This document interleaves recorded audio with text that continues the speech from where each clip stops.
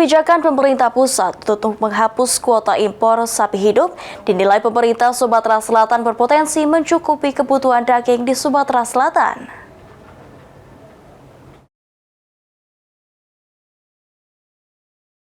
Pemerintah pusat resmi menghapus pembatasan kuota impor sapi hidup dengan tidak menggunakan dana APBN maupun APBD, sehingga investor dapat melakukan impor sapi sesuai kebutuhan. Dari data yang dihimpun, jumlah sapi yang ada di wilayah Sumatera Selatan mencapai sekitar 300.000 ekor.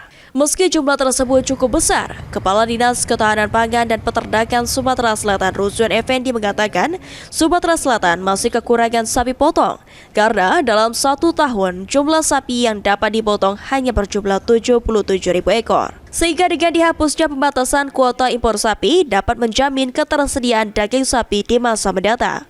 Langkah pemerintah tersebut dinilai bertujuan untuk mengurangi kuota impor daging beku, meski saat ini Sumatera Selatan tidak melakukan impor dan masih mendatangkan sapi-sapi dari daerah lain.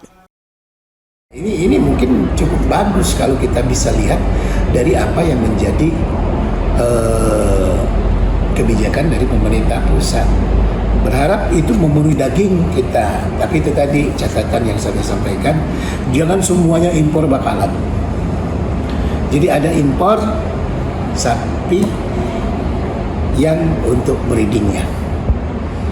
Pada suatu saat nanti jangka panjang kita tidak akan lagi impor bakalan, tapi bakalan itu dihasilkan dari sapi-sapi yang breeding tadi.